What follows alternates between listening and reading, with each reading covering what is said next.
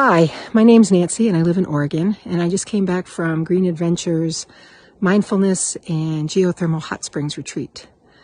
It was a wonderful trip. It met all my expectations and then some. I'd been looking for some sort of retreat for a while, but didn't really know what I was looking for, and signed up for this, and really, I want to say it was life-changing for me. I've been struggling with some things, and the meditation exercises, the float therapy, everything we did, the theme of every day's activities was just wonderful. Very well balanced, helpful, and Inga, our guide, was just wonderful, as was Tara. So step out of your comfort zone, try it out. Learning about the Icelandic culture was wonderful, and seeing the north side of the island was magnificent. Dunking in the Arctic Ocean at 38 degrees definitely challenged my cold water phobia, but overall was a great trip all the way around.